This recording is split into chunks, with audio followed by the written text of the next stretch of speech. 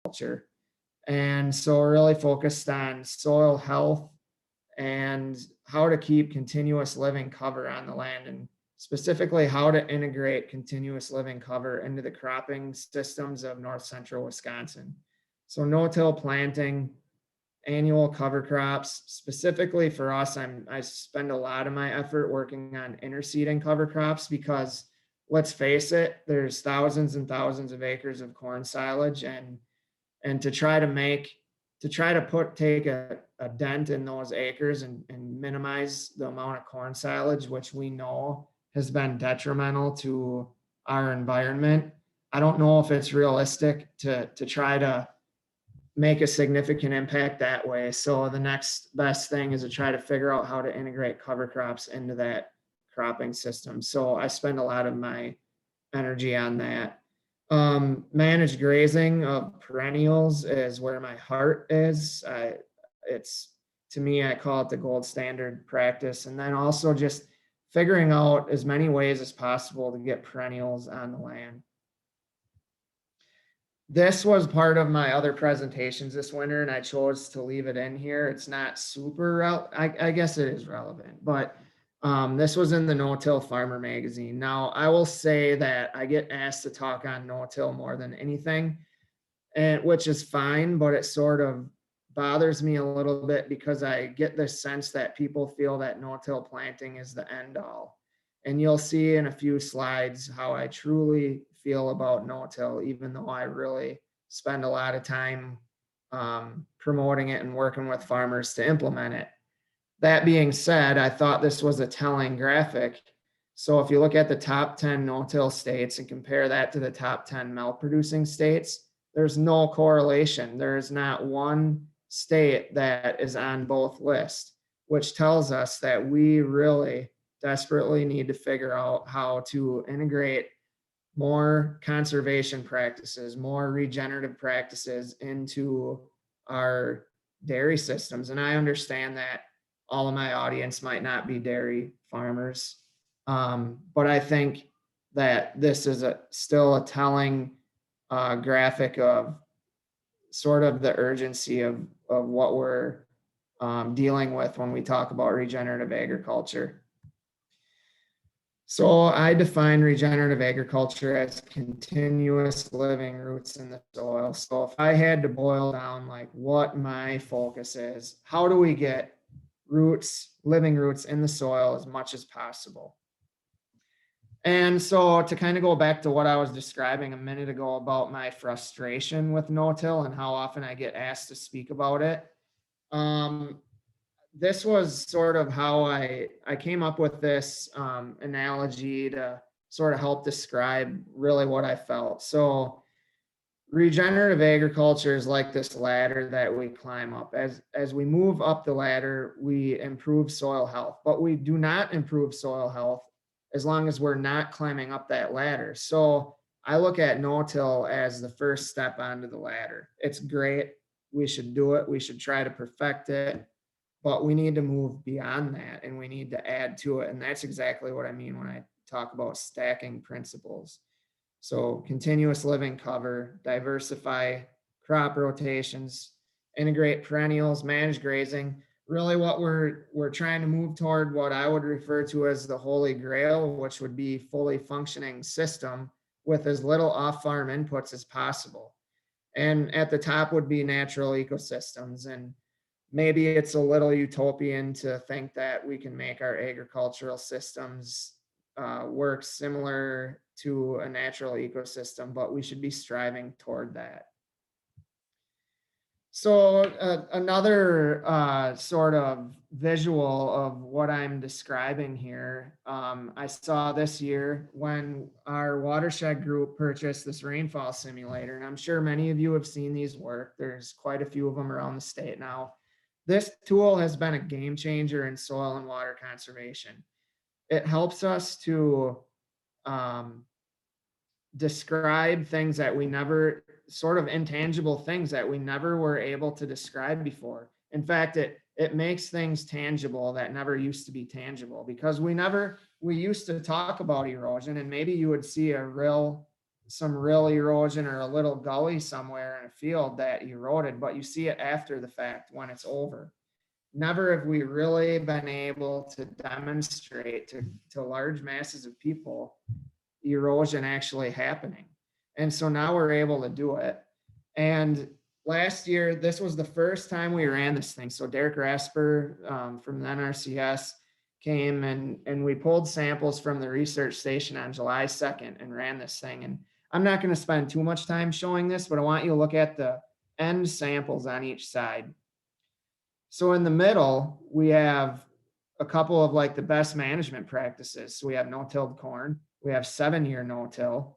Didn't perform too bad. But here, look at here, 7 years of pasture under managed grazing. We had very little runoff, but the runoff we had, you could drink it and it won't taste bad. Look at the infiltration. Look at how clear that is. That soil was intact. And not only that, but look at how little infiltration there was. All of these samples had 2 inches of rain. So why does this one not have as much infiltration as this one? Because the 7-year pasture is holding water significantly more than any of these other samples. So now I'll go over here to this no-till soybeans into a roller crimped rye cover crop. This was a 1-year cover crop.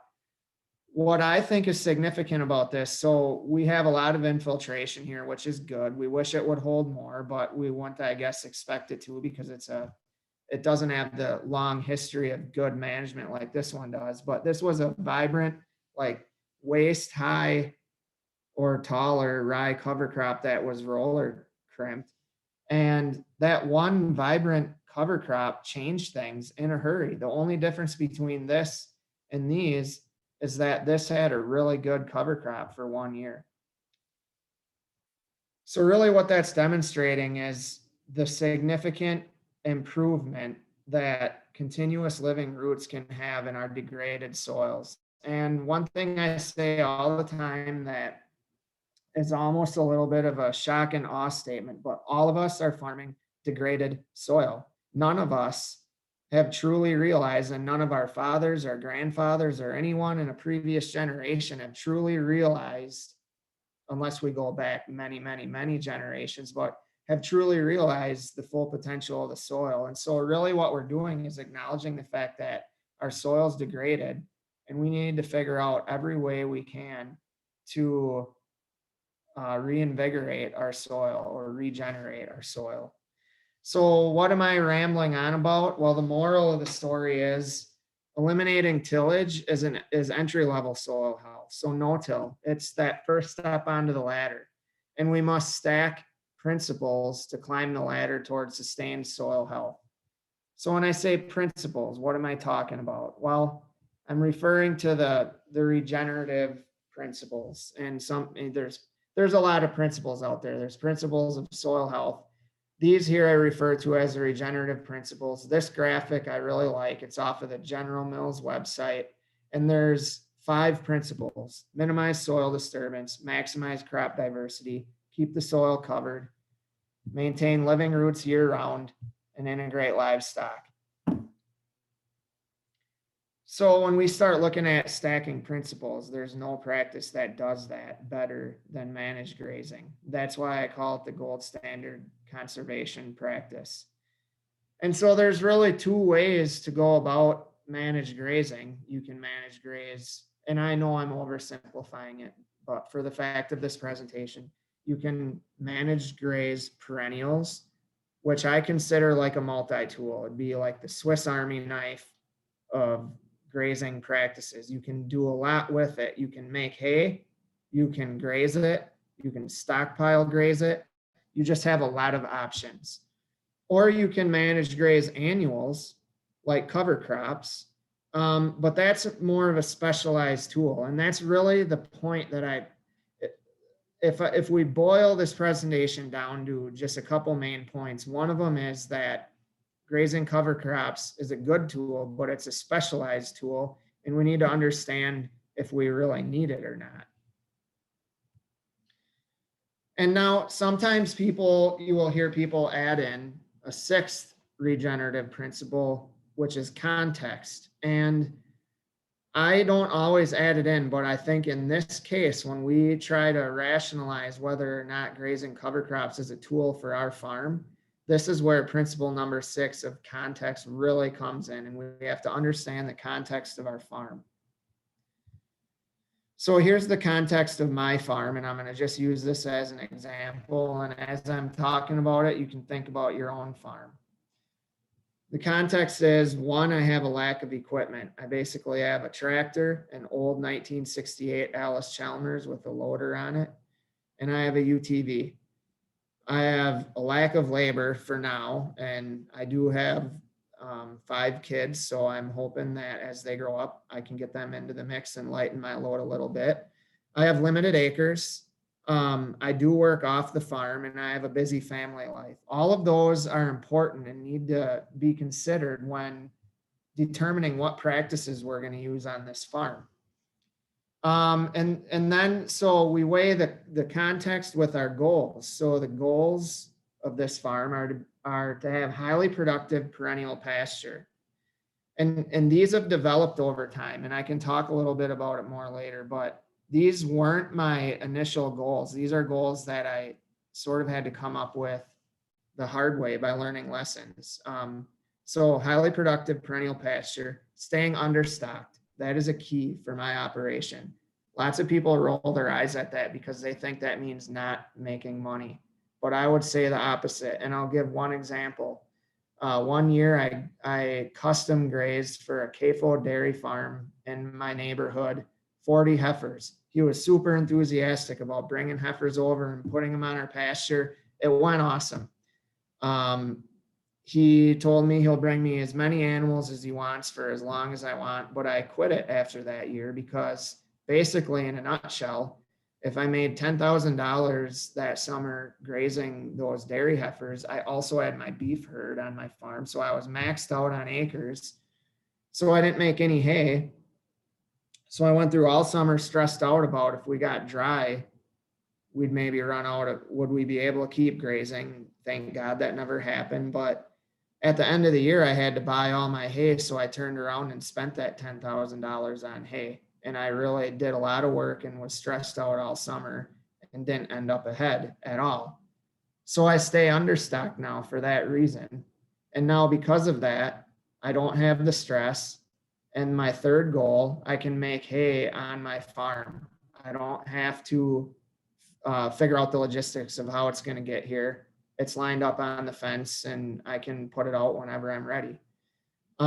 Stockpile grazing is the other benefit of staying understocked. I'm able to set aside some pasture in the second half of the summer and graze it as far into the fall or early winter as possible.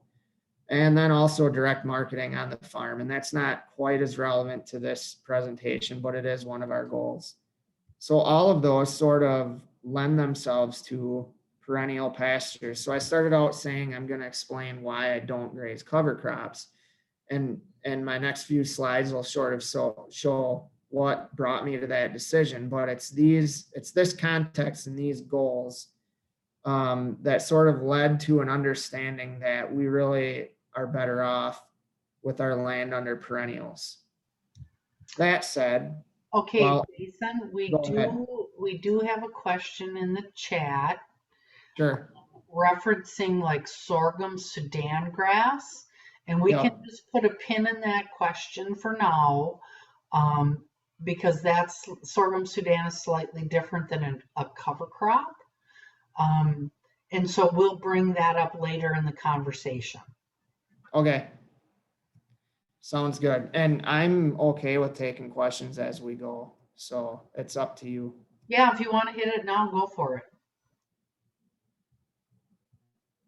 So the question, which one are you referring to? The one about prussic acid? Yes. Okay, so grazing can be very particular, especially getting in the cold months. Are there any species to worry about? You just have to understand how prussic acid poisoning works in sorghum Sudan grass. So a farmer that I will refer to later in this presentation has grazed fall and winter grazed diverse cover crops that had sorghum Sudan grass in them and has not ever had a problem with prussic acid poisoning. Basically, as long as you have a couple weeks between the killing frost and the grazing, it's okay.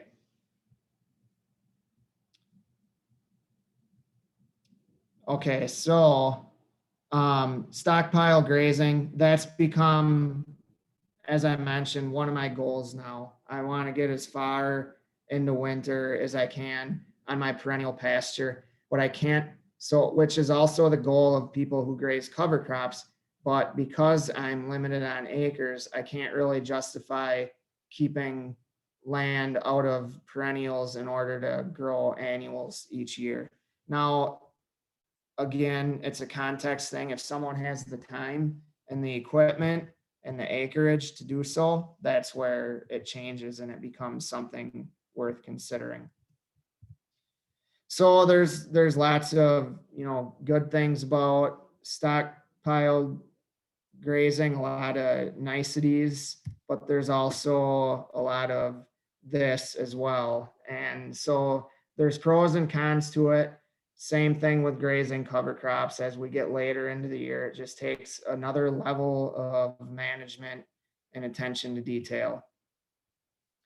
So grazing cover crops, as I mentioned, is another way to go about managed grazing. But it's really a niche thing, like I said, a specialized tool. And so some of those niche scenarios for grazing covers would be extending the grazing season and limiting hay usage, diversifying pastures and having insurance. So one advantage of having a section of annual crops for grazing is when the perennial pastures start to slump, especially if we go into a dry stretch. Renovating perennial pastures is a good time to maybe integrate in some annuals. And then utilizing covers in annual crops. And what I mean by that is if someone's already producing corn and they're able to either get a cover crop established in that crop by interseeding or get a cover crop after it, or somehow in conjunction with that crop, that's where it really makes sense. And I underline that one because from my viewpoint, that's the one that seems to be the lowest hanging fruit. So I'm going to go through kind of a case study on my own farm that led to where we're at right now. So 2016 and 2017, what we did is we saved a section of land. We grew sorghum Sudan grass on it. And then in the first week of August, we would no-till a diverse cover crop into the sorghum Sudan grass. This was back before I knew very much about doing this. So we threw together a mix of what we had around and calculated out the cost and the rate in the end. And we ended up doing about 59 pounds per acre of this mix that you see here. And it cost us $86 an acre, which is expensive.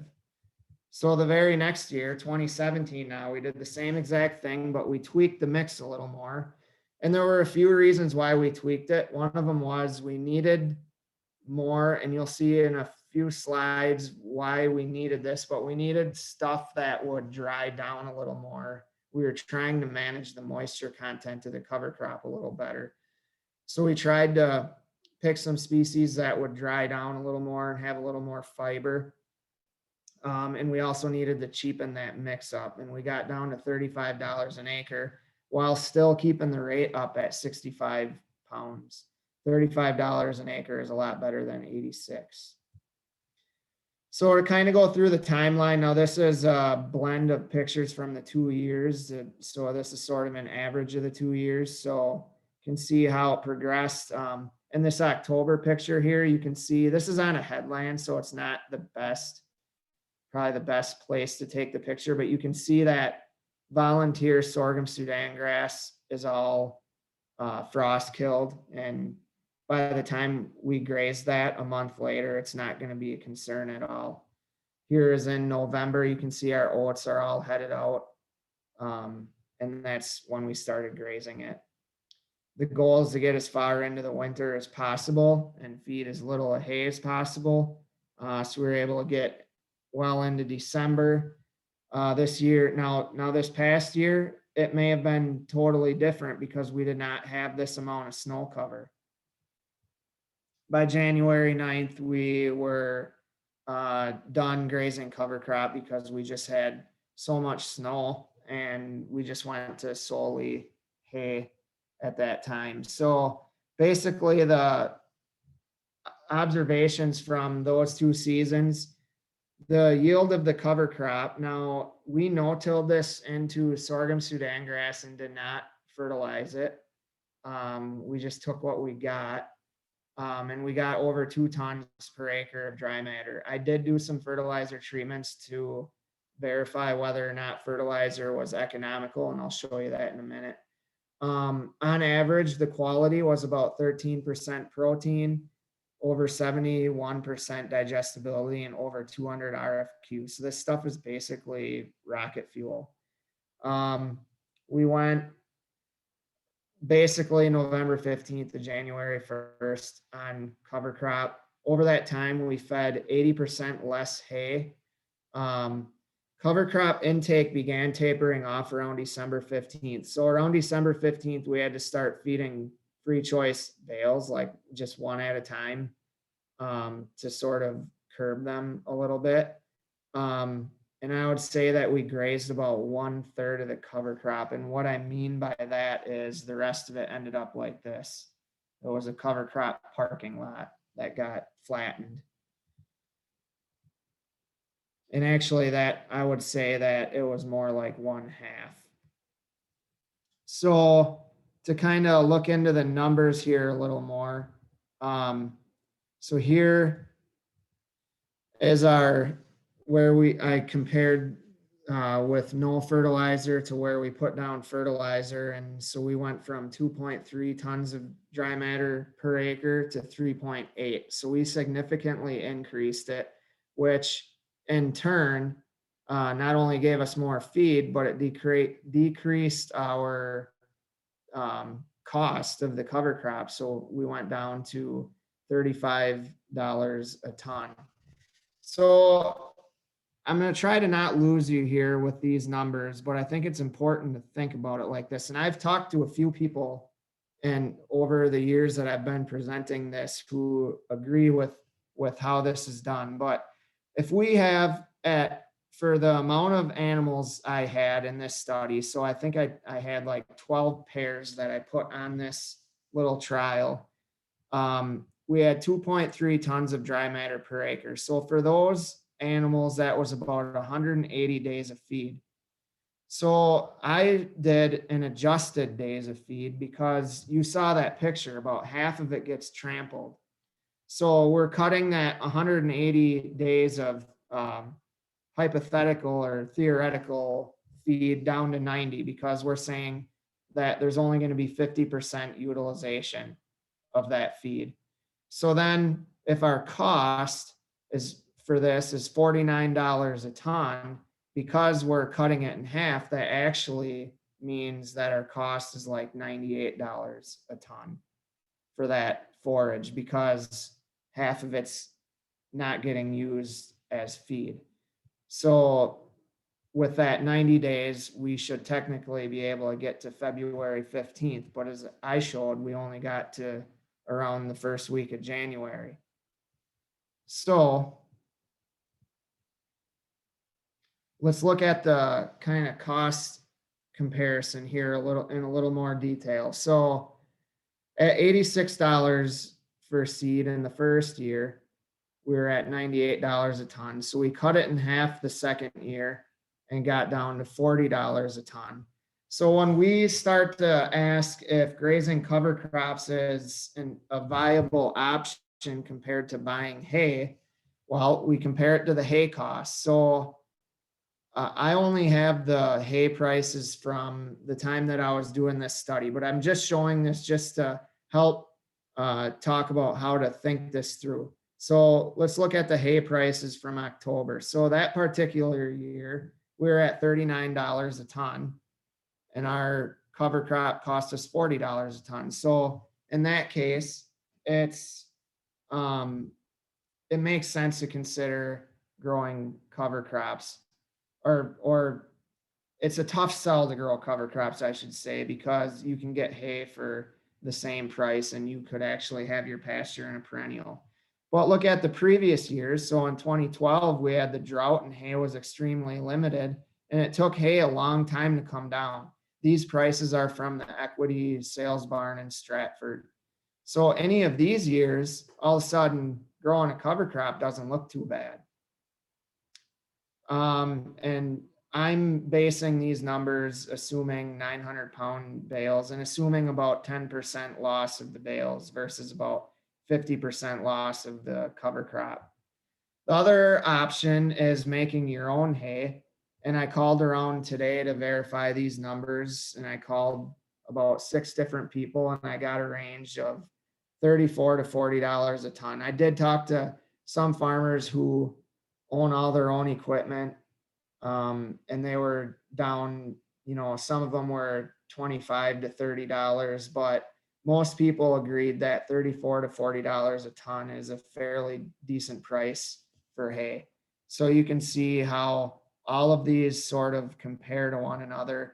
And it just really begs the question if keeping land maybe out of perennial production in order to grow cover crops, if that's a viable practice or not on all operations. And I want to talk a little bit more about that, how I mentioned how the intake tapered off. Why did that happen? Because basically, if grazing cover crops is going to work, the cattle have to eat it. And so I'm trying to move my thing here so I can block in there we go. So I was curious how the quality of the forage changed over time. So I looked at October to December, and for beef cattle, the recommended RFQ range is like 115 to 150. It's a pretty big range, but we were like way above that. Like I said, we had rocket fuel. So RFQ was not quality. Let's just say quality was not limiting intake. So let's go down here and look at crude protein and digestibility and TDN. And so crude protein for beef cattle, we're looking at 6 to 9%. We're within the range there. TDN, about 50% TDN required. We're above it there. Look at how good the digestibility was. So the quality is not what's limiting intake. What was limiting intake was moisture content. And I think this is really important to remember because there's some farmers who are still kind of getting into grazing cover crops. And I think this is the first thing that if they knew this ahead of time, they can start out a little further up the learning curve. Cover crops hold a ton of moisture, especially when we talk about these brassicas. Dry hay is about 15% moisture. So at 15% moisture, a cow that needs 30 pounds of dry matter will need to eat about 35 pounds of feed per day. So that's adjusting it for moisture. Cover crops are about 86% moisture. So a cow needs 30 pounds of dry matter a day. They would need to eat 214 pounds of feed per day. So 214 pounds of cover crop per day equals 23 gallons of water, which is twice the requirement of cattle. So what's limiting intake here is there is so much water in these cover crops that they can eat and eat and eat all day long and not get filled up. In fact, what they're getting filled up on is water, and they can't possibly get enough dry matter in. So the take homes from my farm after grazing cover crops for 2 seasons is, and some of these are no-brainers, but intake is critical to success when grazing covers is the goal. Obviously, they have to eat it or it's not worth doing. Species selection is very important. those brassicas play an important role, but they should be limited because they're not going to give us a whole lot of feed value, although they will be the first thing they go for. Select species and planting date to achieve a range of maturities and palatability. So you don't want all things that are all the same quality and all the same moisture content at the same time. You want stuff that's going to mature fast and stuff that's going to mature later in the season. You want a smorgasbord as long as possible. Design mixes and seeding rates to be cost effective compared to feeding hay. I think we just have to always compare it back to that. Grazing covers is probably not more feasible than a well-managed perennial pasture. I think it's okay to just admit that a perennial pasture is, like I've said a million times already, is the gold standard, but maybe we're not trying to replace it with cover crops, but and I guess that's what I would say is we shouldn't be viewing it as something that's replacing perennial, but it's a tool. Grazing covers is easy to justify in an annual row crop scenario.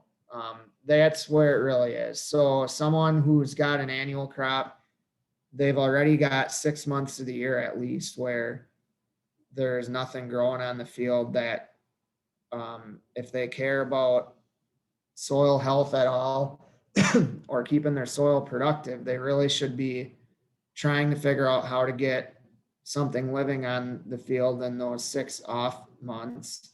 And then if you have something living out there and you have cattle in a barn or livestock in a barn, then why not run them out to the field?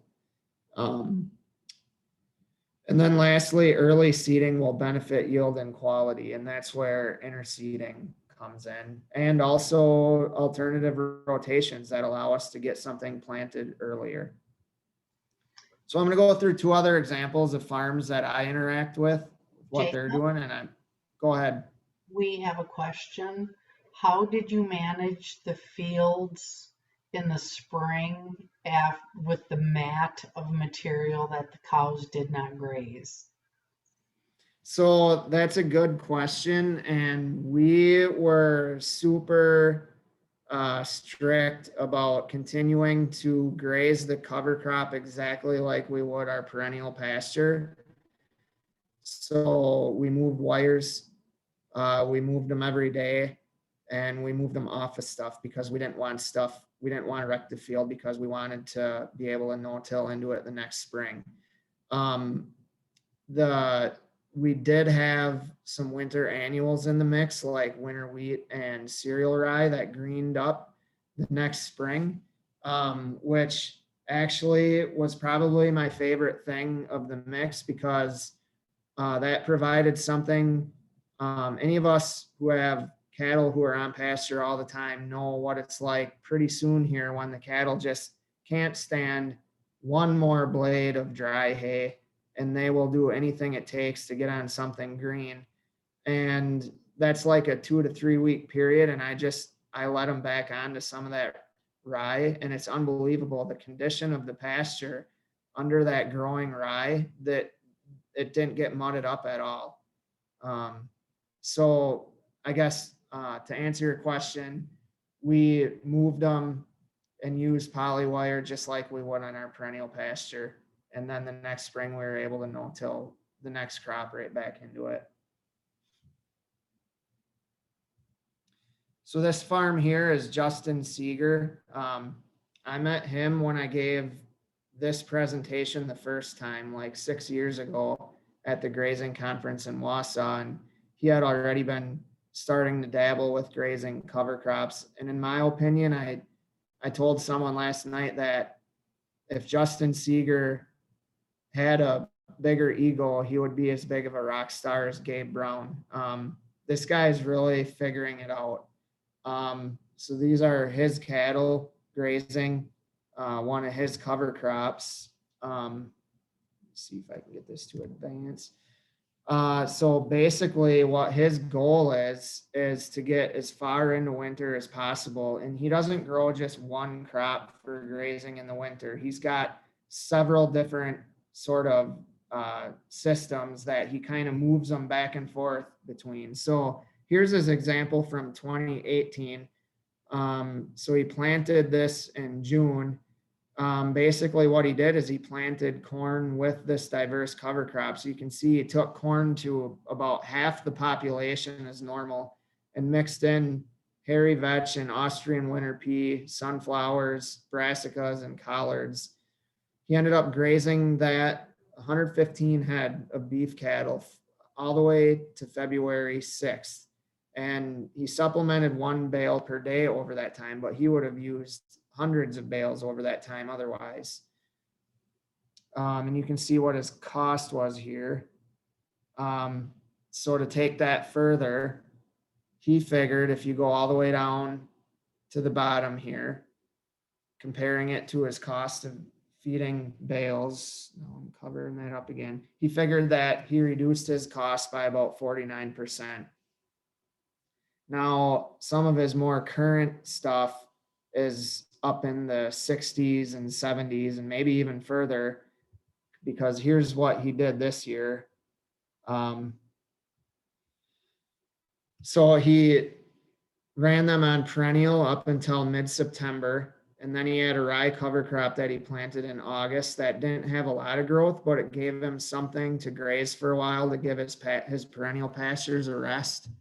And then he went back onto the perennial pastures for one more rotation until November 1st. And then he had 60-inch interseeded, so corn growing in 60-inch rows. I've got a slide that I'll show you here in a minute on the work that we've been doing with that, but took that corn for grain, but had an interseeded cover crop in between the rows. And one of the reasons for growing corn in 60-inch rows is to maximize the cover crop biomass growth.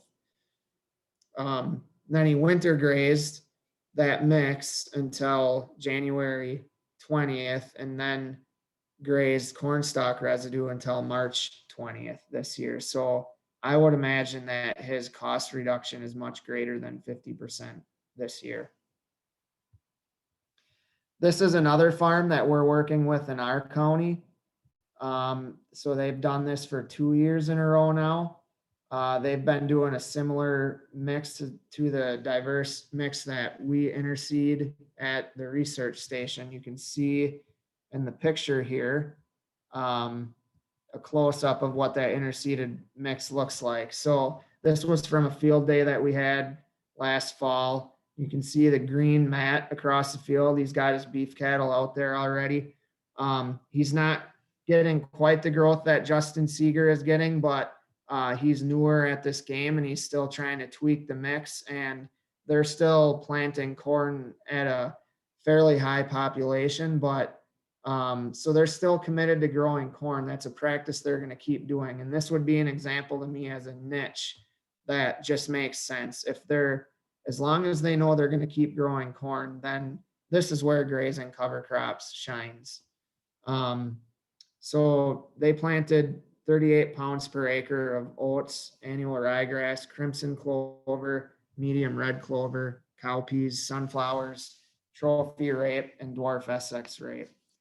That got airflow interseeded at V2. So when the corn is just a few inches tall, basically, their corn silage was 4.6 tons per acre. So some people would shake a stick at that, but I think the thing I did not put on here is this was 60-inch corn. So that almost 5 tons of dry matter per acre with 60-inch corn is not terrible. I think there are some people out there that might be appalled by the fact that they're getting 5 tons of corn silage per acre, but they don't care. They're happy to get that much corn silage and still be able to graze this when it comes off. The cover crop averaged 1.5 tons per acre across the field, and they grazed it until there was snow cover. And then they unrolled bales through the winter on that cover crop as well. And they're continuing to tweak the mix to try to get something that will, a cover crop that will yield more and maybe withstand snow a little more as well. I mentioned the 60-inch corn. So we've been doing a wide row corn trial at the research station and at 3 other sites off of the station in our county. That last slide was one of them. So this is a average of all 4 sites. So the goal with 60-inch corn is to maximize cover crop growth for grazing. So across all those sites, the average population, you can see there's not a whole lot of difference, but this is what we're really looking at here. So here's the dry matter yield of the corn silage. So you can see that by widening out the row, we are sacrificing some yield. So this year was a particular good year. About 9 tons of dry matter per acre, and we did about 6 with 60-inch rows, which is still not terrible. There's some years where the best corn does that. But look here, the quality. So this is the corn silage quality, milk per ton. This is driven by digestibility. So where we have more thick cover crop, we have greater digestibility of the corn silage, which is a phenomenon that we're seeing consistently. I've probably seen this now in the last, I would say 6 interseeding trials that I've conducted. We've seen significantly greater corn silage quality where there's an interseeded cover crop. So this is what it looked like when the corn came off. So cover crop biomass. So where we had cover crop interseeded in 30-inch rows, fairly low yield, but where we had it in 60-inch rows, now keep in mind this is across 4 sites, so this is an average, about 1.5 tons. So that's a 340% increase by widening out the rows. And I think there's still a lot more potential to improve that yield even more with species selection and further adjusting the corn population. And then looking at the quality of that cover crop, where we had a thicker cover crop, we had greater quality, which is significant when it comes to grazing. Although this 130 RFQ would be nothing to shake a stick at for grazing beef cattle or dairy heifers. So this is a little bit more of what I was showing earlier with the rainfall simulator. So we've been dabbling a little bit with soil health sampling with the Haney test. So last year we took samples from 8 different sites, and just kind of ignore all the numbers for a minute because it's a lot of numbers and it can be confusing, but I'm just going to point out a couple things here. Let me see what the next, so we're looking at respiration, microbially active carbon, and then a soil health score. So the first 2 are basically measurements of or indicators of how much biological activity we have in the soil. And then the last one takes a whole bunch of numbers on this report, puts them all together, and comes up with an index number that tells us how healthy the soil is. So let's look at the 2 highest ones for soil health score. So here's our 5 years of managed grazing. This is one of my pastures on my farm here. All of these fields here are the same exact soil series as my farm. These 2 fields here are just across the fence. So here we have a super high input corn system. This is a super high input, high quality dairy farm. This is a established alfalfa field. Just look at how low some of the biological activity and the soil health scores are there compared to the managed grazing pasture. This has had no fertilizer in 5 years. It's just been managed graze basically. Earlier I showed this sample here on the left that was a first year super vigorous cover crop. That's this one right here. Look at the values, the biology from that thick mat of cover crop and the roots in the soil.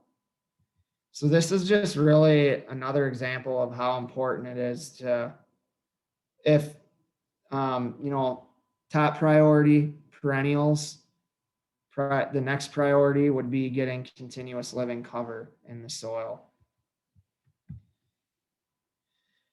So these are a couple other things that I always like to show. I had these pictures on my phone last fall, and I decided that they are good examples of a couple points that I want to make. So I often hear these couple of questions from naysayers. Why all the focus on soil health and soil conservation? So here in this picture is some subsoil that I had, like 2 5-gallon buckets of subsoil from a little landscaping project I did 2 summers ago.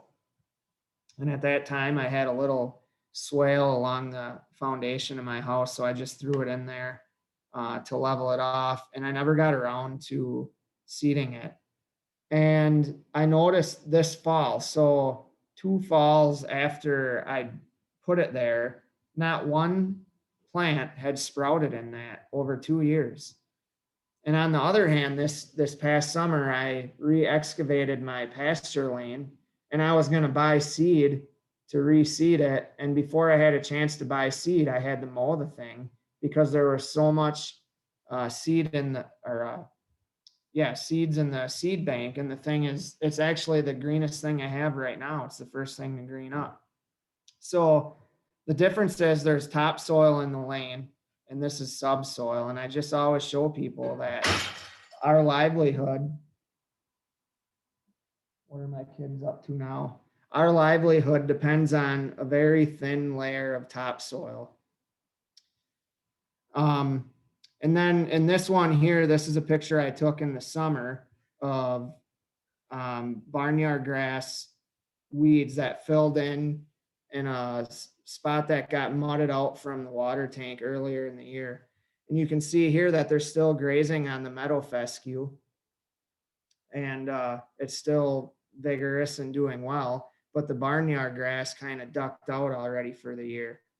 And I often will have people say to me, well, why should I go interseed cover crops when I've got barnyard grass or orchard grass, or maybe not orchard grass, but foxtail growing in between my corn rows? And I'll tell them that because these are opportunists that move in, and we need crops that will work for us and not crops that create more work for us. So in the context of cover crops, species selection is actually often maybe underrated. It's actually really important. We have to understand the function of the different species. So I'm going to just kind of burn through a couple of them here that we tend to lean heavily on in our area. See, do I have some questions coming in?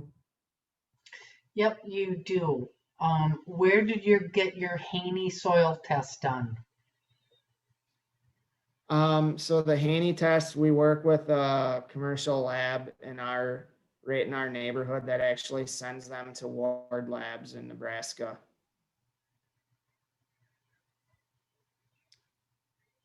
Okay, and then there's a little funny about a random bang in a house filled with kids equals scariest noise ever. Yeah, I knew that I could count on Matt to comment on that. So crimson clover is one of them, and we're sort of nearing the end of the talk here. And since I'm going through cover crop species here, if anyone has questions on this, I'm stealing some of these slides from Matt Olmekin, who is participating on this. So if anyone has a specific question about species selection, I don't have a problem with Matt chiming in on that as well. So, but we like to use crimson clover in our mixes. Let's see here. Medium red clover, we use that. It's not what we've been using it more lately because the price is good, and because we do like to get to have some things green up in the spring. And so medium red's not going to give you quite as much growth in the fall because it's putting all its energy into trying to make it through the winter. So crimson clover will give you a little more growth in the fall, but it's not very likely to make it through the winter. Very rarely do we see it make it through the winter, but medium red will make it through the winter. But then if you're in a conventional or in any, I guess in any system, it's going to have to be controlled somehow if you're going back to an annual row crop the next year. Annual ryegrass has become a staple because it just does very well in between corn rows. So for interseeding, it does really well. Turnips, this is the variety that we've just depended on the most when it comes to brassicas because we've been more pleased with the underground growth of turnips than we have a lot of the other brassicas. Sort of the same story for rape, except for with rape, we get more leafy structure above ground. So while I did spend some time kind of driving home the point that the brassicas hold a lot of moisture and can actually end up limiting intake, they're still good to have out there because they do give us really good soil cover in the fall with such big leaf structure. And like I said, they are the first thing that they'll go to. Another brassica is trophy rape. Daikon radish, I think, is the next one. Yep. So radish, the daikon radish would be the one that we tend to lean toward. I still like having radish in the mix, but we just are always careful to not go too high. And I would say that 3-pound planting rate is definitely on the high end. Red arrow radish is another radish that I'm not quite as familiar with, but Matt's been trying to experiment with a little more. He's said it has a little more fibrous root than the daikon. And then sunflowers. So I would say that sunflowers, they've got a lot of fibrous roots. They're not always the deepest roots, but in a grazing scenario where you're trying to get as far into the winter and you're trying to deal with snow cover, sunflowers have sort of a niche. And then of course the small grains, and what the small grains get you, they're sort of the Swiss Army knife of I guess, the grass species, because you can have those that the winter annuals that'll green back up in the spring and will provide a living root in the spring, or you can have your summer annuals like oats that are going to grow vigorously going into winter and give you a lot of cover. So what these small grains can give you is that wide variation in maturity like I was talking about before. So as we near the end here, a couple more thoughts about profit. So grazing covers can be profitable on some farms and unprofitable on others. So that is a practice, but when it comes to regenerative principles, they're always profitable. And I think, so if we go back to those 5 principles, as long as we're considering those in our decision making, they're always profitable. And if we're not profitable, then we're not correctly implementing those principles.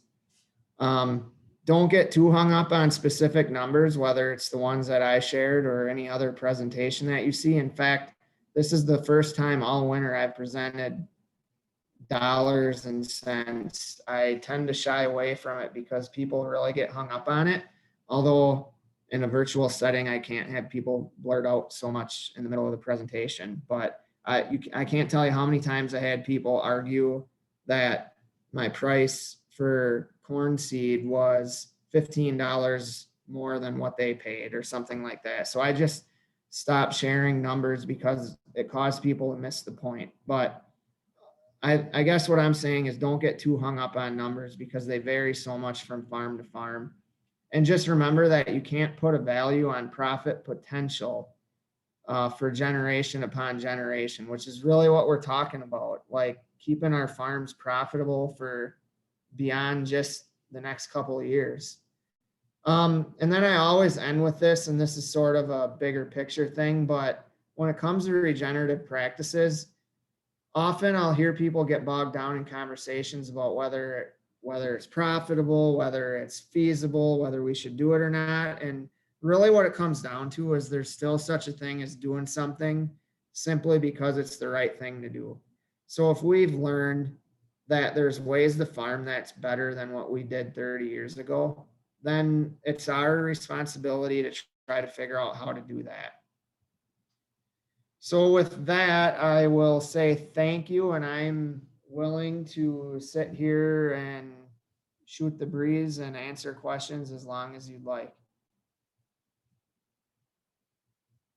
There is a little bit of a conversation that you should catch yourself up on in the chat. Okay.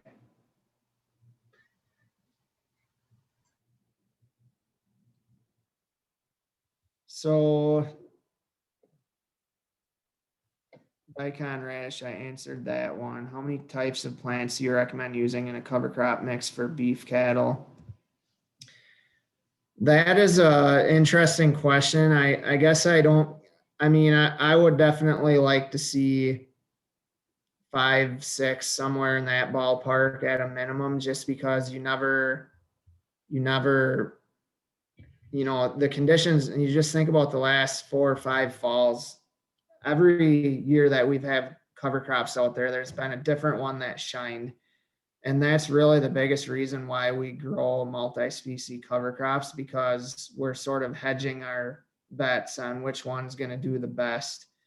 Yeah, Matt said 6 to 8. Yeah, that's pretty good. And I would say that the big thing is to like make sure that when we're talking about grazing for beef cattle, I would say you definitely want the brassicas in the mix, but just keep that rate low, because they're not going to give you a lot of feed benefit. They're going to give you soil benefit. Justin Seeger commented that architecture was important when planting a mix, something that would grow tall above the snow. Yeah, for sure. You seen anything that works better as a broadcasted mix into a lower quality perennial pasture setting? That's tough. So, and I get a lot of calls about that every year. And the only thing that we've seen work consistently into a perennial pasture is clover. We have, so if it's in poor enough condition, you can get grasses to go. But what I tell people is don't go at a real high rate, because once you get above like, I mean, even like 5 pounds per acre, I guess once you get more than like 10 pounds per acre, it's not really gonna make a whole lot of difference. And so what I tell people is if you're going to do grasses, go at a lower rate and do it for a couple consecutive years. If you're trying to renovate a pasture without starting over. In fact, I've been telling people the same thing with clover. Now, like last spring, I frost seeded 12 acres of pasture, and I thought it did fairly well in the fall. And I was out walking around last weekend, and it's thick. It's like there's something about the second year after frost seeding that it seems to be better than the first year.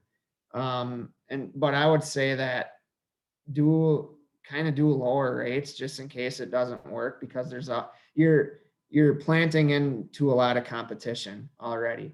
So clovers are kind of the tried and true one that I've seen. Grasses are a little tougher.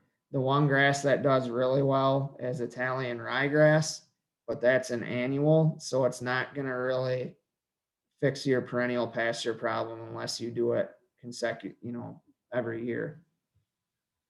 Do you use hairy vetch for pasture? Our neighbors said it was invasive and didn't want us planting it. We hear that all the time about hairy vetch. I don't know I honestly don't know why people are as scared of it as they are. Um, and on the other hand, we've been trying to get hairy vetch established in cover crops for 3 years now, and it's been a pretty frustrating crop for us.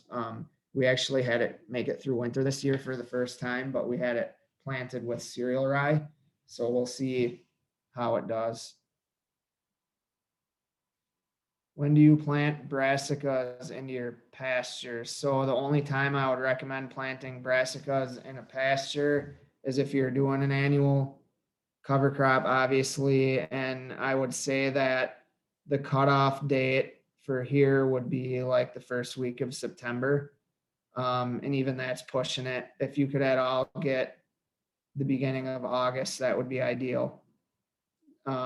You don't want to do it in July because if we have perfect conditions, you're going to have the stuff heading out and getting over mature, and that sort of defeats the purpose. So I would say the first week of August is ideal, but any time in August would be good. When you are applying interseeding into corn, when do you do it?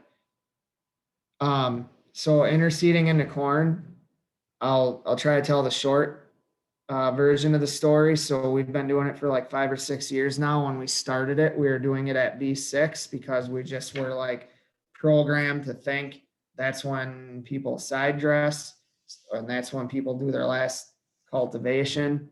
And so let's just go out and blow seed on then.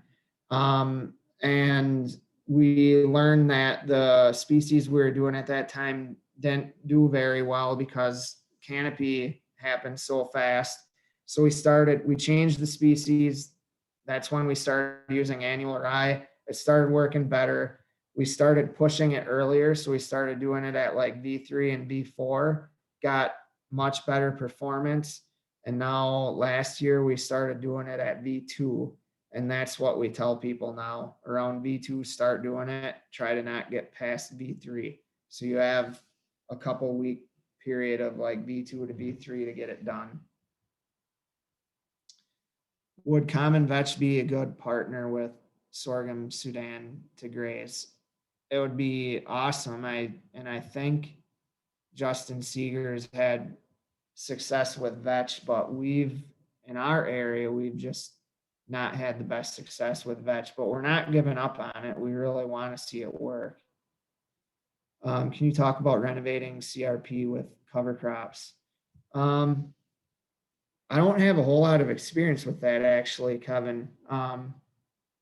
So I don't want to say a whole lot about it other than I think it would be one method of renovating CRP ground that, and I don't know, if you'd be talking about doing it in a single year or multiple years. But I definitely think annual cover crops would be a good way to do it because it gives you the flexibility of having numerous seasons to work on that, as opposed to seeding it down to a perennial or something like that right away.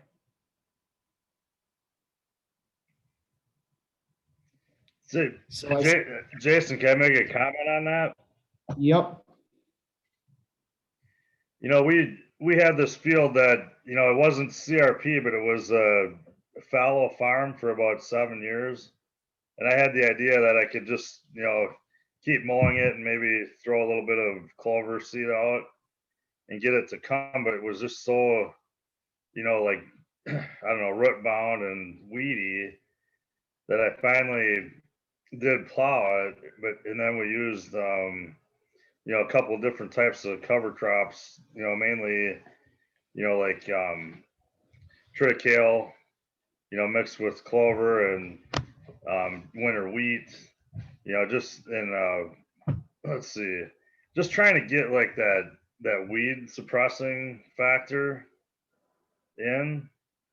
And after a Yep. couple of years of doing that, and then planting, like some clover in midsummer after taking the spring growth off, it really knocked back the weeds and mellowed out the soil. And this was done without any added fertility at all. But just trying to get some carbon back into the soil too. Yep. And it just turned that field around and got earthworms back. And, so just actually what, we planted for the perennial crop was, a mix of a couple of mixes, just trying to get as many species and varieties out there as we possibly could. And I know that things tend to go down to, more of a basic mix, over time with succession, but that really turned that thing around. Yep. Yeah, I could definitely see that.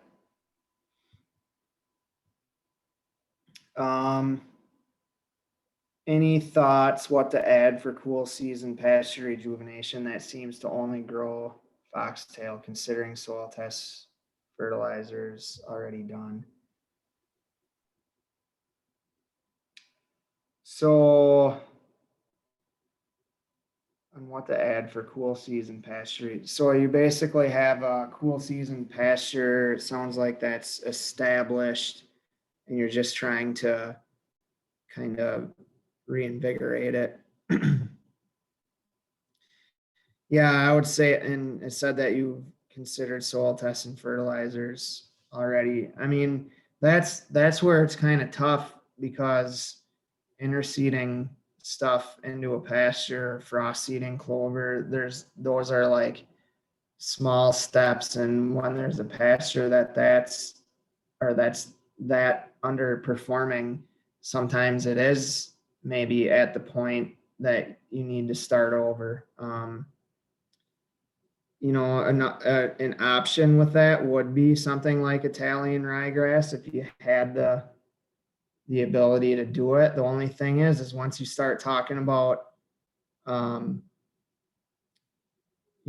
rejuvenating things with annual cover crops, then you need the equipment and the time to do it. So I guess that's just something that you have to consider, whether you want to do it that way or just start over. And I'm sorry if I'm not understanding or answering your question completely. Yeah, Rachel commented about the Italian rye.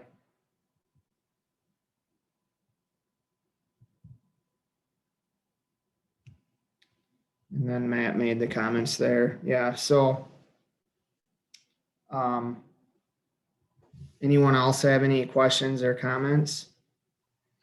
Do you have issues, Jason, with yellow foxtail on your farm? Not on my farm. We have it on the research station in the row crop acres. But yeah, not in my perennial pastures. Can you talk a little bit of why it seems, that foxtail likes a certain environment in the soil? It likes, what does it like, and how can we change that environment? Well, so we've seen foxtail come on more as we've gotten more into interseeding, because it kind of comes along later in the season, and it's been a lot of years since we've used any kind of herbicide program that has long residual activity. Because we're basically a few weeks after the corn crop is established, we're planting a cover crop, and the cover crop is able to kind of keep most weeds at bay, but yellow foxtail is the one that we'll occasionally see in a spot here and there, and it's almost always a lower spot that probably has some compaction and some poor water holding capacity. But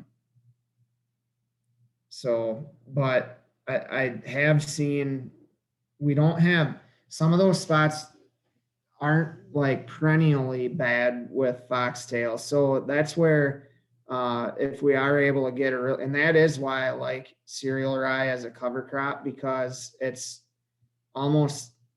really foolproof. And if you can get a really thick stand for 1 year, it almost seems like it resets the field.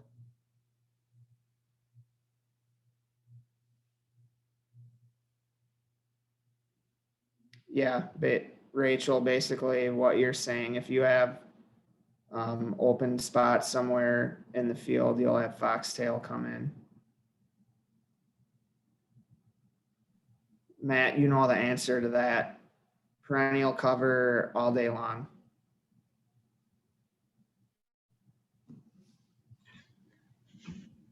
Okay, are there any other questions?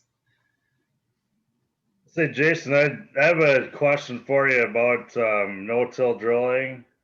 We're getting into that time, obviously, and I don't think we're going to be able to have a field day by us. But what do you see? You know, good no-till drill options into pasture. You know, and possibly things to do if you don't have a no-till drill.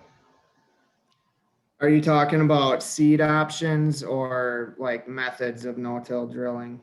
I won't ask for a specific brand of drill, but you know, the types, the action, how aggressive they are, you know, how much cover, you know, to try to manage to go into. The trend right now and across the entire no-till planting world is taking as many tools off of the planter or drill as possible, which is good news for all of the small farmers who still have old equipment, because these no-till drills are becoming more like the old drills than than what they were a few years ago. So, I mean, there's still the big fancy stuff out there, but if you talk to some of these farmers who are really doing no-till well, they're stripping down their planters and drills. And I think so, like, we're obviously past the frost seeding window now. And then the next option after frost seeding is no-till drilling. So anytime you're trying to seed something into a crop that's already established, you have to understand that you're putting it in a highly competitive environment. And so the goal now, knowing that our next option is to no-till drill something into a pasture, the goal should be to get out there as soon as possible right now without putting ruts in the pasture. So as soon as you can get out there without putting ruts in it, it's time to go. And that said, if you're able to get out there early, you don't really need an aggressive drill. You just need to get seed to soil contact, because you're going to get hopefully enough of a head start before that really greens up and starts growing. And we've done studies with that, looking at different methods of interseeding, and some of the ones that I thought would do the worst ended up doing the best, because they're not getting that very deep. And actually the aggressive ones, you have a higher risk of getting seed too deep. And when you get the seed too deep, that could mean coming out of the ground 5 to 7 days later than the stuff that's shallow, which is a whole week of less competition. So Thank you, Jason. It's very, you know, site dependent. I've just seen so many different results, you know, based on timing and everything. So Rachel asked, no-till grasses in the spring, is it worth it? So basically, if you're going to no-till a perennial grass, the pasture has to be in really tough shape. You have to see a lot of bare ground. That's the only time it's worth it. If you have marginal if it's just kind of a thinner stand, but you don't have a lot of open ground, then that, if you want to get grasses in it, then I think you're sort of limited to your annual, your Italian ryegrass, because that's the only stuff that I've really seen work well. And then obviously legumes. So I really like, when it comes to an existing stand that has alfalfa in it, and we're getting away from planting alfalfa, but I understand that a lot of people still like to use it. And what we do in all of our aging alfalfa stands is we just put 10 to 15 pounds of Italian rye in it, no matter what. It fills in every spot that's thinned out, and it just makes a phenomenal feed. What cover crops are good to plant in the spring to assist in restarting an area that was overused that comes up in smartweed every year? I know Matt said, or I thought I saw Matt said somewhere buckwheat. I like that. I'd go as far as saying any cover crop that's going to give you a thick, dense stand. It could be small grains as well. Like I said, you get a thick, small grain planted and it's going to restart a field for you.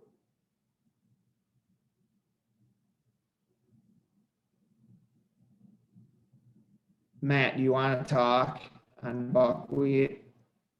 Am I invited? Yep, go ahead. Oh, cool. So that was the reason I was going to say it depends. So it's a common approach. Like if that field has nothing going on and you're willing to hit the hard reset button and you're like, hey, it's mid to end of April, conditions are good. Let's get something blank out there. And I want to let that thing ride for about 60 to 75 days. You put 25, 30, 40 pounds of that buckwheat down. That's going to grow crazy fast. It's going to canopy right away. And in about 60 to 70 days, there's going to be nothing left. And you'll have this nice vegetative mat out there. And then you can establish anything that you want. Go into, for most cases, people will do a new seeding in. It's a very common approach in the southern part of like Clark County when that ground is like super, super wet and heavy. You put that buckwheat out there, it grows in anything. If you gave buckwheat enough oxygen on the moon, it would be the only thing that could grow on the moon. And it's just a great way to hit, just to get a head start on it.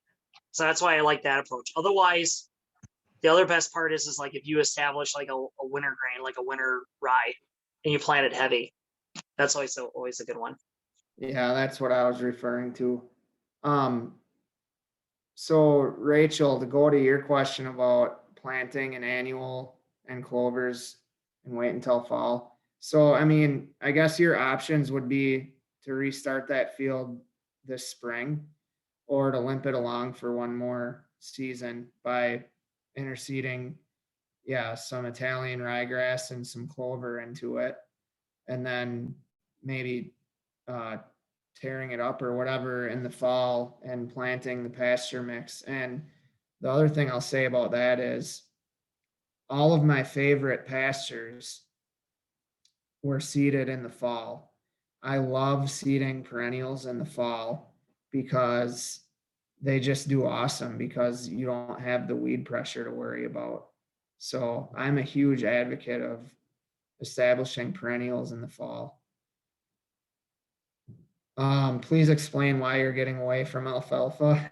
So I understand that that's a little bit controversial. I like alfalfa and I like its potential, but in my position, I'm in the role of trying to demonstrate to farmers practices that are profitable, but also move us in the right direction environmentally and everything else. So alfalfa has been really difficult, and I'm actually curious.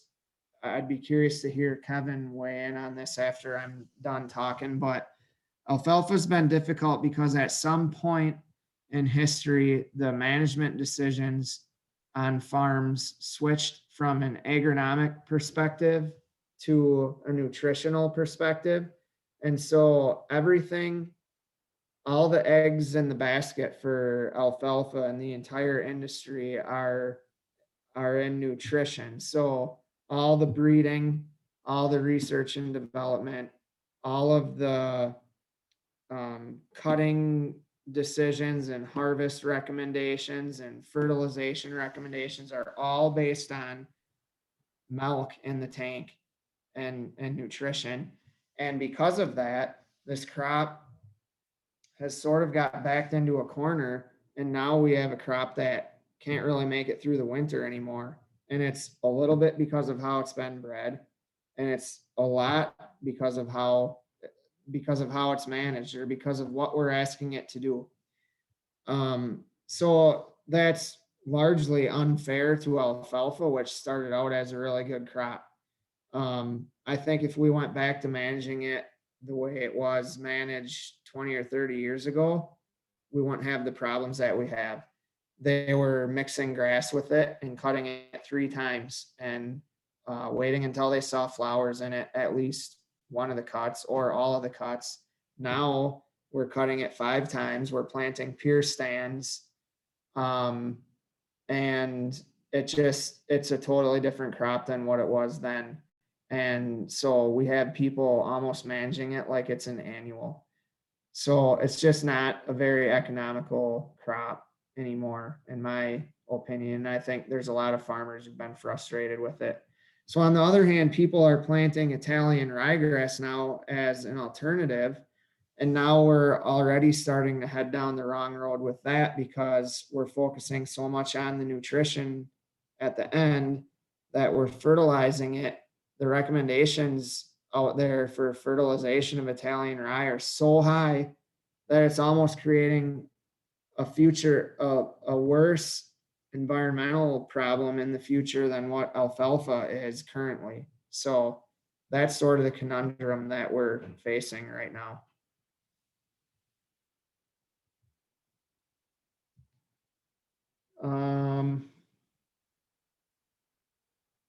Hopefully I answered your question, Laura. We're in the same boat, taking over continuous cornfields as rental ground, try to turn into hay alfalfa. Any ideas to get into hay? So a rental ground to try to turn into hay and alfalfa. Okay, continuous cornfields, ideas to get into hay. All I can say is the more we do research with these perennial mixes that are sometimes intended for grazing, and the more we utilize those for hay, the more I like them. But I would definitely say that whatever you establish should be grass based, and should just have a component of legumes mixed in with it, whether it's alfalfa or clover, or if you just go with like some kind of grazing mix. And there's a lot of people who are harvesting some of these grazing mixes for hay, and they do really well and they're resilient. Any thoughts about using hemp for cover crop and or detox soil? Oh, I did. Good. I'm glad I answered your question. I'm very intrigued by that. I spent 2 years working on cover crops in Indiana before I moved back to Wisconsin. There are a lot of people there who use sun hemp as a cover crop, and that has some of the same properties. Yeah, it's a really good idea, and we just haven't really experimented a whole lot with it here though, so I can't say a whole lot about it other than I'm intrigued by it.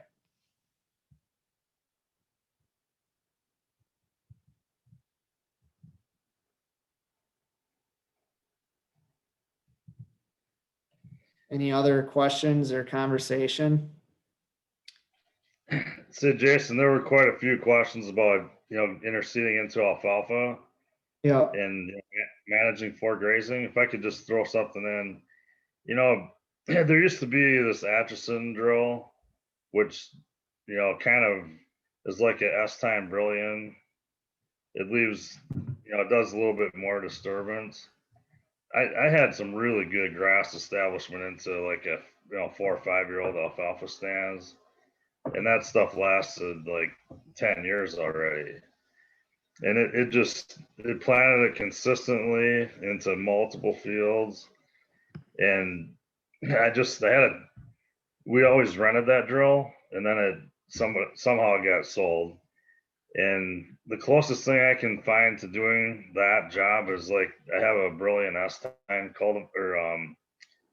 tillage tool that I just run really shallow, and then use a drill, just an old John Deere single disc drill, and that's about the closest I can get. But it'll do a pretty good diverse mix if you get a little bit of seed to soil like that in the spring. Yeah, I know Marathon County used to have one, and it was really popular.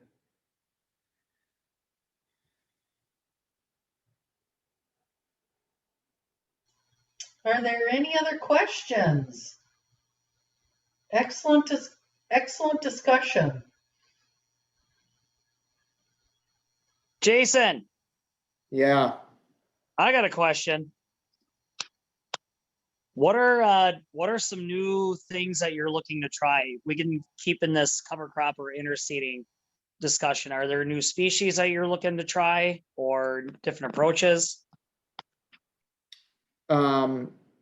Well, I mean, if we're gonna go back and talk about interseeding for a minute, we're trying to figure out how to have that cover last longer and how to have residue on the surface the next spring, whether it's living or dead. So we're adding oats into our interseeding mix. We think it's going to work well, but we haven't really seen it on enough acres to know yet. But oats is something that's been used as a companion crop for a lot of years. And so we think that there's reason to believe it'll work. We're continuing to work with the 60-inch corn work, which I think is mostly interesting to the people who are going to graze. And then the other thing I'm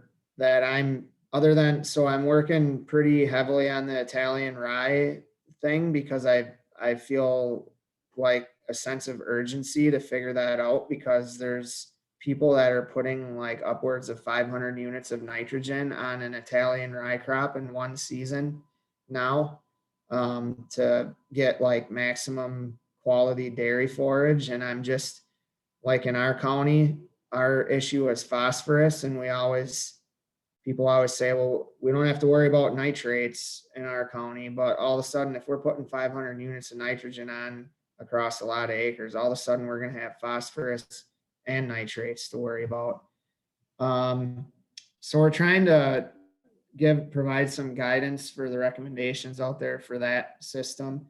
And then kind of the one that I really care the most about is just working with the cool season grass varieties that are out there to try to show the potential. And it's almost crazy that we have to do this, because this is such like taking a step back in time to the way things used to be, but to just show the potential of these perennial grasses to farmers and to get them to consider growing some of these again.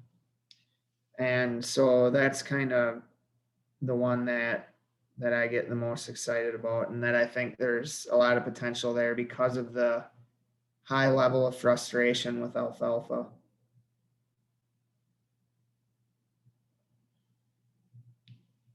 Thanks, Rachel. Anything else?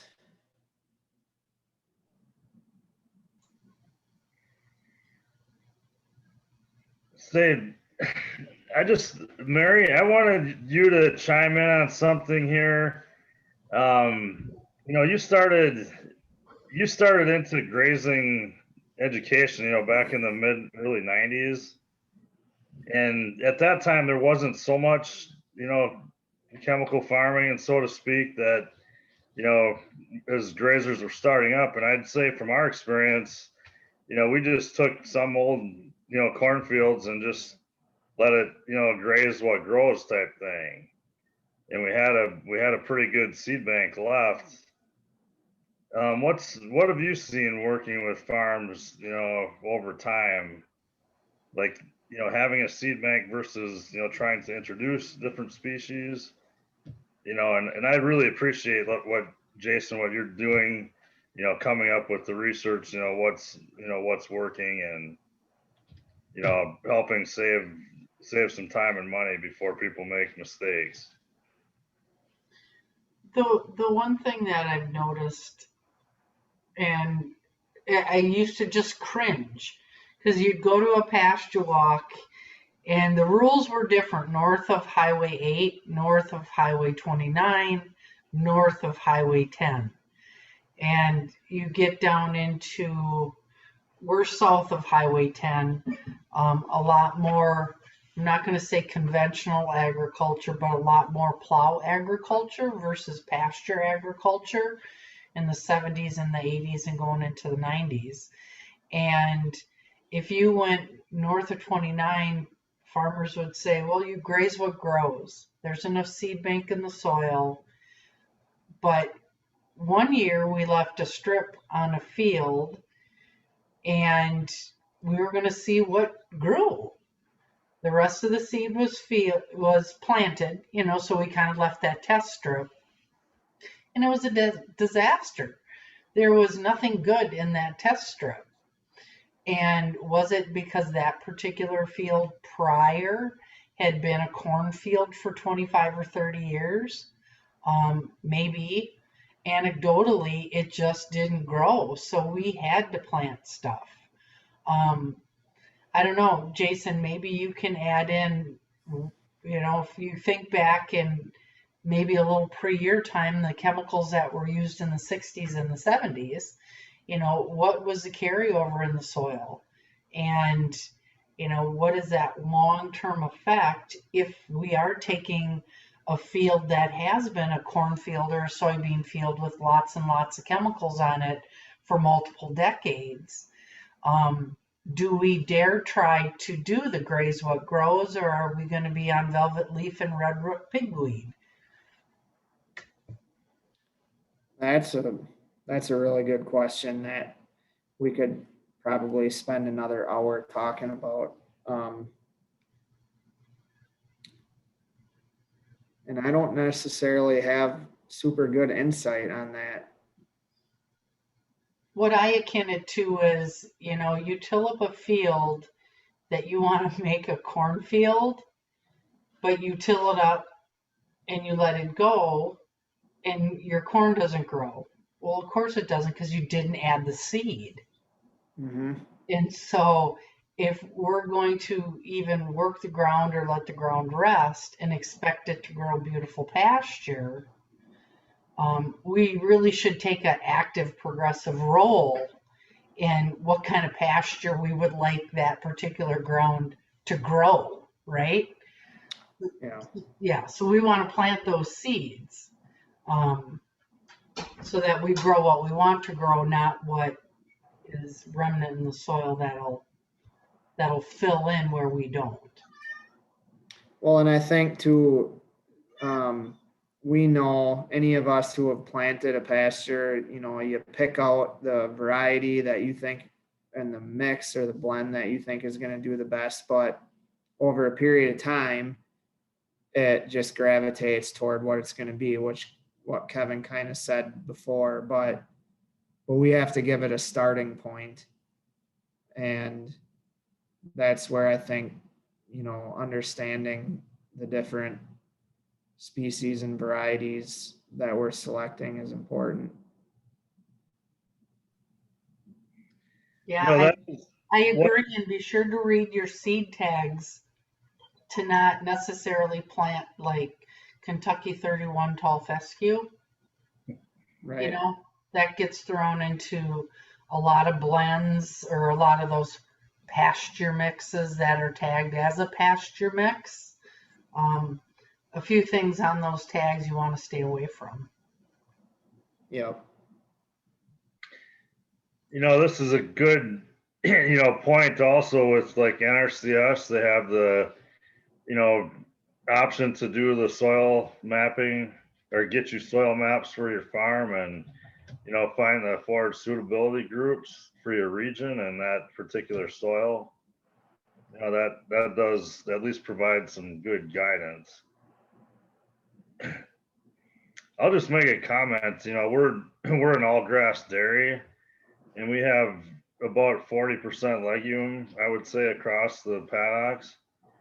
And if I honestly would pick my best paddocks, it is the Graze What Grows, and some that haven't been tilled in 30 years. I basically do the new mixes in areas where we outwintered and maybe did some tillage with the cattle in the wet times, and then in hay ground I really, there are some vastly improved species over what there were even 10 years ago. So we have a long ways to go on research of new varieties too. But Kevin, aren't you like farming right up by the North Pole? I'm teasing Well, you. that's, But I do know that you are north of Highway 29. I think it's exactly what you said, what Jason was mentioning. I mean, it's the history of what was done on the land and everything. And two, have these different soil types. And you're right, I'm on Highway 64. So it was always like corn was basically going to be silage. And even going back to in the 40s and 50s, they would grow corn and soybeans right in the row. And it's in a crop rotation, almost only 1 year, 1 year at a time. So that made it fairly easy on the soil.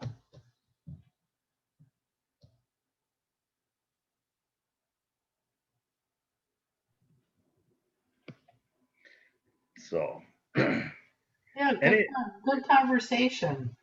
if anybody else wants to jump in with a comment or questions or thoughts, just feel free to unmute. Yeah, we've got about 15 minutes left.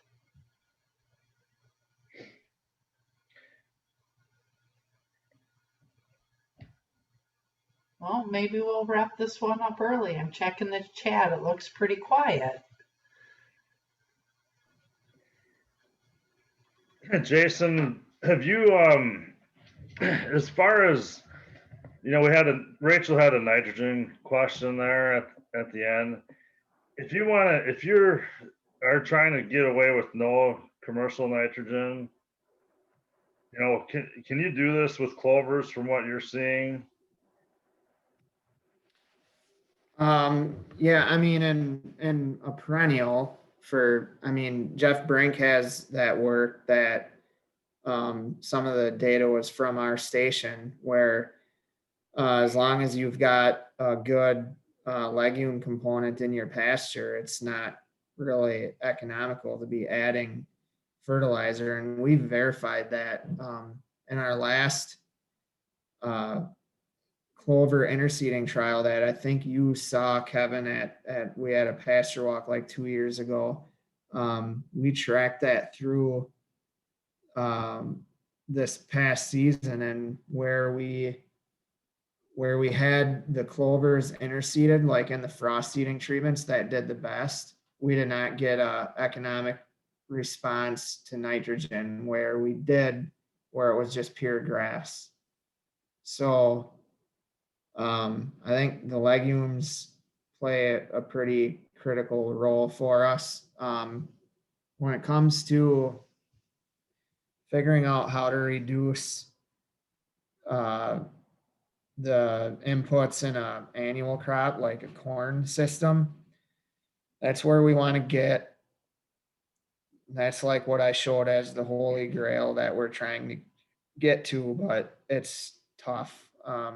We've tried backing stuff off, and I just think that some of our soils are so degraded, like I said before, and I don't even know all the reasons for them being in the state they're in. I know it's not just tillage, it's a combination of things. It's a large part tillage, but also a large part synthetics. And so we have to figure out a way to just keep backing those off a little bit. But we've seen people who have prematurely started pulling inputs out and paid severely for it. It's like you have to earn the right to be able to do that by building up your soil. And so and like Matt and I talk about this a lot, and we say that in a corn system, the farmers who we work with, that's where they want to get. They want to minimize inputs because that means more profit. But in order to minimize inputs, we think they first have to get really good at growing a really good cover crop. And a lot of them aren't quite there yet. But I think that continuous living cover is going to be a key. Have you seen a good response to corn no-tilled in Nebraska residual? Yeah, that one's easy because you're not going to have a nicer field condition from following brassicas. In fact, some of the work that I did in my graduate studies was looking at radish in different mixes. And when radish was planted alone, we actually had more erosion than a field with no cover crops. So radish is doing a lot to break up the soil, which is good as long as we have something else mixed with it. So we would actually see erosion from radish, but then when we mixed it with oats or rye, it went away. What are you doing to interseed your cover crops in your cornfields when you plant that V2? So we have, there's a lot of people doing it different ways. So I would say the majority of people are broadcasting it somehow. A lot of people will mix it with a fertilizer and broadcast it that way. That one is, you got to time it right and make sure the conditions are right so you can get some seed to soil contact. What we're doing is we have a side dressing tool. So we're actually side dressing our nitrogen at V2 and blowing on cover crop seed with it. And there's other people who are using airflow units, which are basically like high boy applicators that'll deliver the seed right down to the soil surface. Currently in the process trying to convince a neighbor of mine to try cover cropping some of his egg fields to do what you are preaching. Well, I'm glad I'm preaching.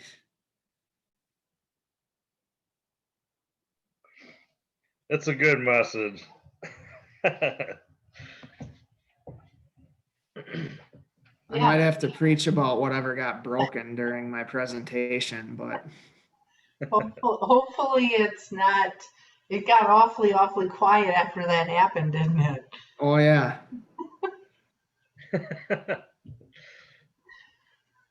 Okay, we're down to just about the last 7 minutes. Are there any last comments?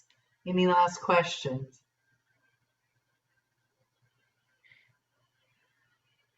Matt, did you have something? Who, me? Yeah, sure. This is Jason's rodeo. I'm just here for the ride. But no, one thing I will say is that one of the nicer things that you can set with them after you have like a cover crop. So let's say you have like a spring grain, and then you do a cover crop over the top, whether you decide to graze it or not. If you have a heavy presence of brassicas in there, those will be one of the nicer soybeans that you'll ever see in your life, because there is actual nematode suppression in there, but it's also the like what Jason was saying before, is that vegetative mat that goes on top. There's such excellent weed suppression with that. Those beans really pop. And especially from all the extra, like, because everybody forgets that when soybeans are starting out early, they like a little bit of nitrogen. So the sequestering that cover crop will get helps those things along. But otherwise, we showed that at our demo field when we had thick interseeding down following a spring grain crop. We were able to eliminate a pass of full rate urea. So we reduced our urea rate by a third, just because that corn was not showing any sign of duress, just because our water holding capacity or nutrient sequestering was so much better than just straight no-till or conventional systems. So I will say that. And then this is something when people try interseedings, it's always the same response. They love the traffic ability. They look at their neighbor from across the field and they watch them fighting in the mud, and then they're driving over with clean lugs. As long as that interseeding is well established, and that turns into a selling point itself. So if somebody is trying to do like an interseeding where you're trying to convince somebody, you can go with a no nonsense interseeding mix where it's going to persist throughout most of that year. You can do some very flashy looking stuff, and then when you see them chopping through that field or combining through that field, it's gonna speak for itself.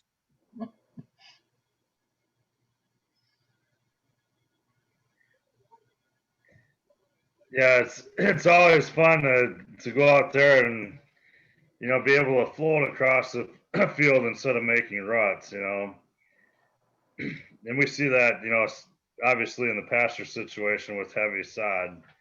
We can haul winter manure or something. When it's Matt, and carry I think we're seeing your helper here. Is that for rodent control? Gosh, I hope I don't have rodents in my house. This is just from my wife bringing home a pet and saying, "Here, you got to take care of this." Oh, goodness.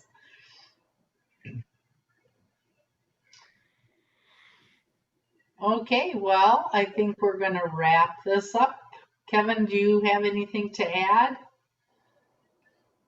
Well, I guess the biggest thing is that we are, to me, the frost eating time, it can be,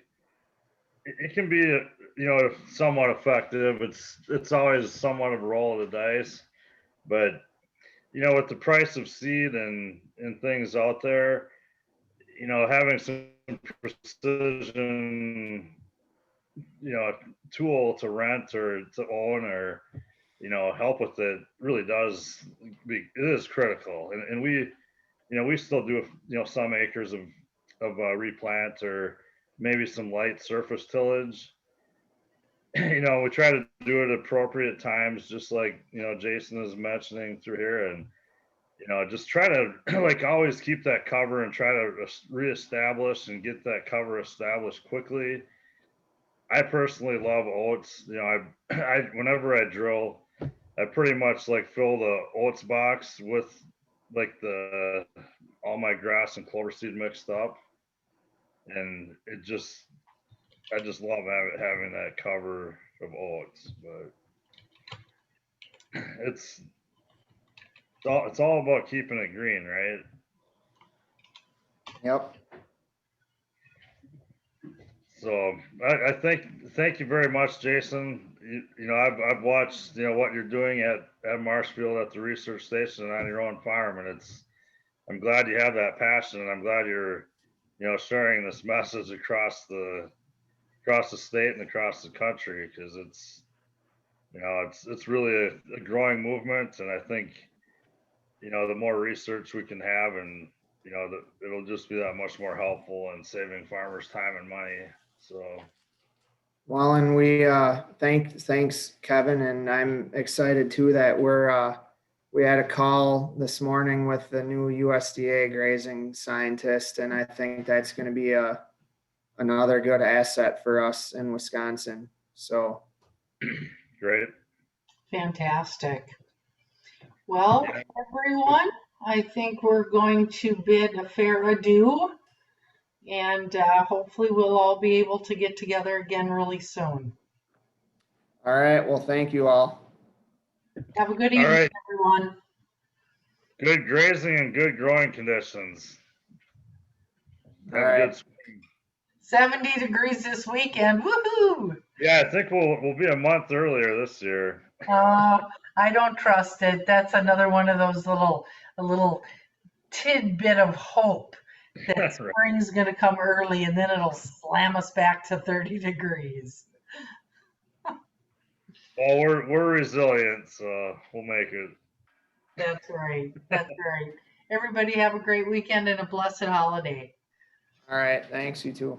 All right. Thank you. Thanks, Jason.